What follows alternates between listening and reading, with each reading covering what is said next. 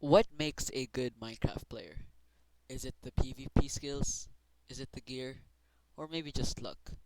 In this video, I will attempt and take over this Minecraft server. Enjoy.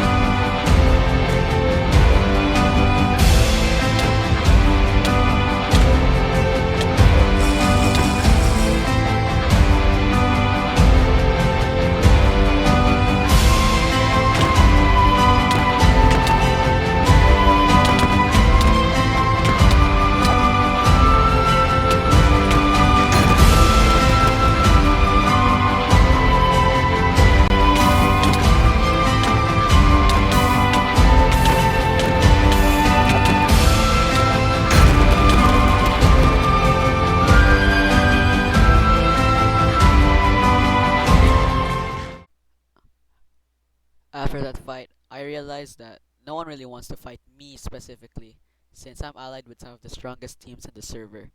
So, I decided to completely remove my identity. Starting now, I won't be Chicken Nuggets 2, but a new person. Say hello to Hired Assassin. Look on, it's a cringe fucking name, alright? I did not. With this new identity, I brought some new allies with me, some of them being my old teammates in Liars SMP. After I geared them up, it would be one of the strongest players and teams on the SMP.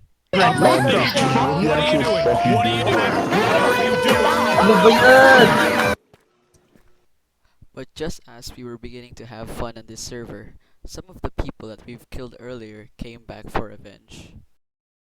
Oh, may banana. Abang with this guy. Sige, wait. Huwag niyo i-focus si Titi Mickey kasi pinapatay rin tayo. Sorry, tulong. Help me, I have no birds. Bastards. Wala akong birds. Tulungan niyo ako. Kasi ewan ko sa inyo, ayaw niyo ako bigyan. Tulong! Ako? Awang biwan ko kung hayop ko eh. Uy, wina-1v1 ko po. Pinawang ko. 2v1, tulong!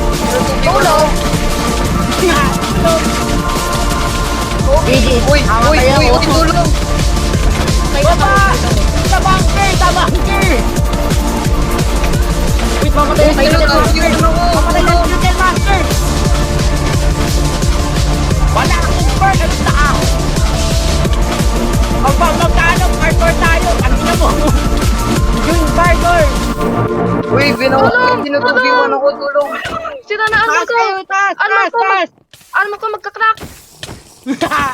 Armoy ko magkakarak! Tulong! Tulong! Hindi mo taas ka May dito! buhay pa ako! Wala Hindi pa mo ako, na nag-ilag na ako kahit wala akong fireworks! Tulong! Uy, napapa ko!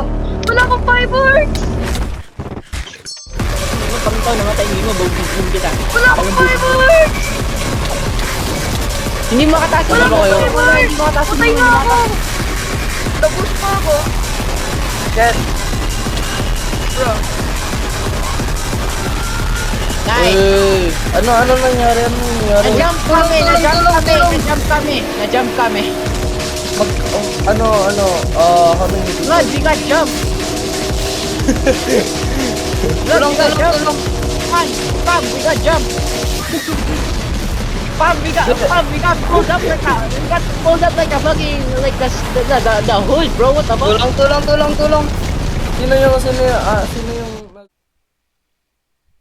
Soon after one of our teammates quote died and I ran away from the arena, one of our teammates, its orb, also died to the enemy hands. But it's alright since later that week Shard Fusion joined. Now you may have seen him in Liar's SMP and possibly even some videos. He's a really pro pro guy. So yeah. Unfortunately, since my PC sucks, this is gonna be a two-part video. Since it's getting long already, so yeah, please subscribe and like for the second part.